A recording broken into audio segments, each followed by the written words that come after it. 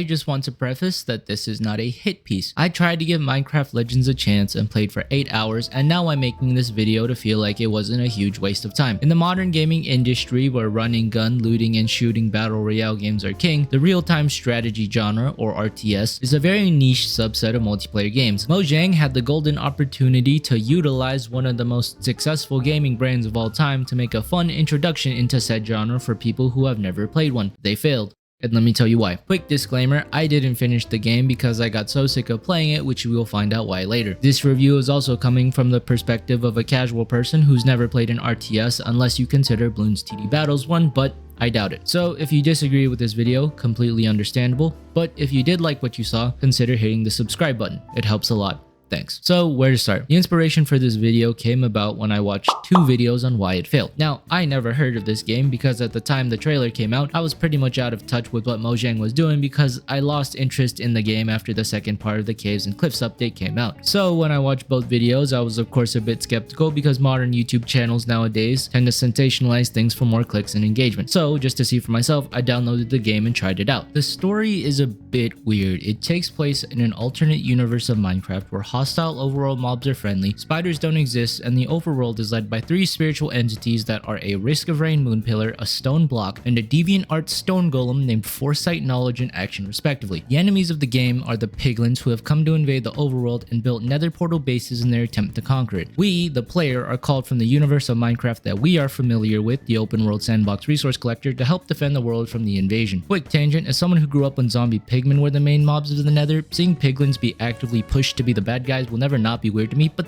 that's besides the point. Our objective is to destroy the outposts and bases created by the piglins while simultaneously defending the villages from their attacks. The way that we defend the villages is by building structures that either serve the purpose of upgrading the village's existing defenses or deterring them away through stunning them or with outright damage. If we successfully defend a village from a piglin raid, we are rewarded with extra loot from the villagers that are given to us in a chest in the middle of the village. The game follows a sped up version of the Minecraft day and night cycle, with all piglin raids taking place at night. So during the day, we are afforded time to build up our defenses, such as a carpenter hut that heals nearby damaged structures, a masonry that converts wood structures to stone, increasing its HP, or a sniper tower that damages piglins from afar. If you haven't played the game, a fully maxed out defended village really just looks like a watered down version of Clash of Clans. The way that we attack piglin bases is a bit different than a prototypical RTS. Because we are chosen by the 3 spirits, we are given the label as the hero and are responsible for uniting the mobs of the overworld. Alongside block golems that are given to us by the spirits, we must command both entities in unison as an army to win the war against the piglins. Instead of the industry standard of playing from an overhead omnipotent perspective, we play from a third-person omniscient point of view and actively participate with the army we are commanding. If I'm being honest, it's not that great, but I'll explain my gripes with it a bit later. But back to the units, golems serve very specific purposes and act as the trainable units that we get access to at the start of the game. Of the 4 we get access to, 2 of them end up getting power crept by overworld mobs that do what they do, just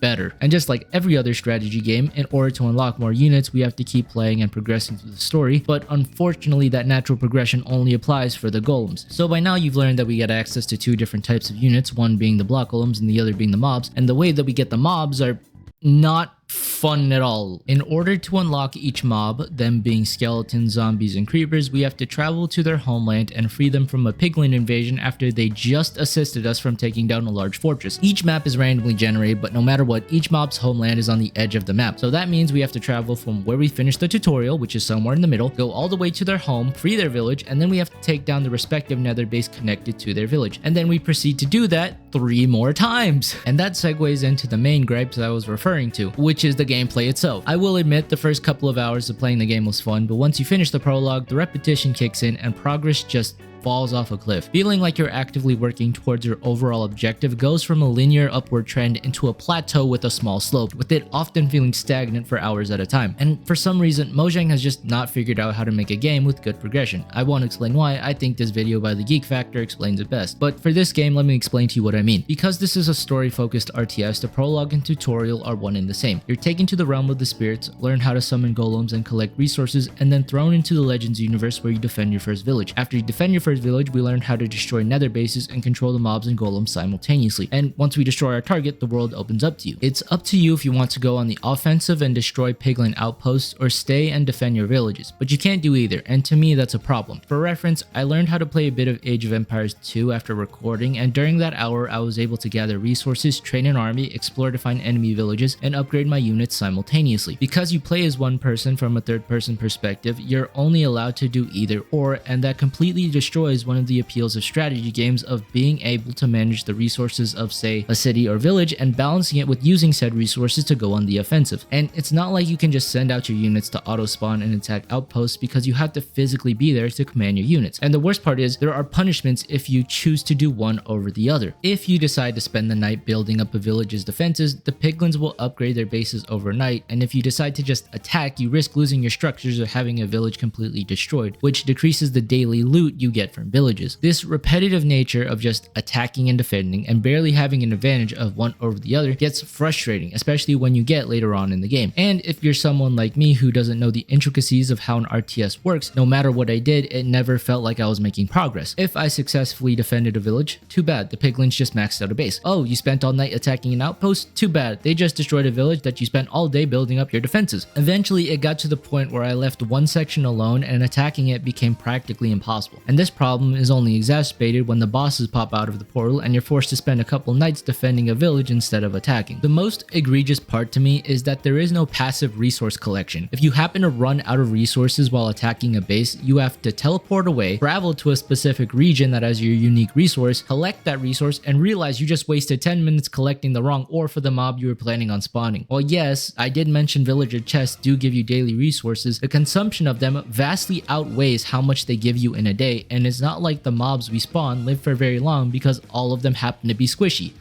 What the fuck? Everything felt so stagnant that what I ended up defaulting to about 6 hours in, 2 hours before I decided to call it quits, was go to an outpost, summon creepers or stone golems, have them destroy the outer structures, and then brute force my way to the portal and just get lucky. It literally worked like 90% of the time. However, when you do agitate the piglins, Mojang did not cap how many units can spawn, so if you just so happen to not destroy the spawners on time, there could be literally hundreds of piglins on you and they don't despawn if you teleport away. Why the hell did they not add a mob cap, especially since I was playing on the second easiest difficulty? I'm pretty sure my computer almost crashed a few times while recording. Look, I tried to give Mojang the benefit of the doubt because last time I played something and didn't enjoy it, I got absolutely brutalized in my comment section. So this time I made sure to do my due diligence and tried to give the game a real chance. This was a mistake. Look, I don't mean to shit on Mojang, but the fact they have a literal multi-billion-dollar IP and haven't made one successful spin-off speaks volumes on how they develop games. It's like the dev team when they come up with an idea for a different type of game, they will half-ass it knowing it'll sell anyways because it has the word Minecraft in the title. You know, like Pokemon. But in all seriousness, I wanted this game to actually be fun and successful because the strategy genre is dying in favor of games that are more fast-paced and give instant gratification. Most AAA developers design their products this way to keep you in a constant cycle of dopamine so that you play their games for hours on end. Arguably, I mean this liberally, the only two popular multiplayer games that rewards grinding are League and Dota 2, and even then those two aren't perfect as you still get instant gratification by eliminating the other team. Instead of a fun introduction into the RTS and strategy genre as a whole, what we got was a lukewarm product that had no depth or intricacies to its gameplay. I had so many issues with the game that I didn't even get in depth with the story, which is debatably just as bad. Fun fact, every time you enter a new base or eliminate one, a cutscene plays that's somehow always integral to the story. Our hero and the creepers have shown their strength and shared will.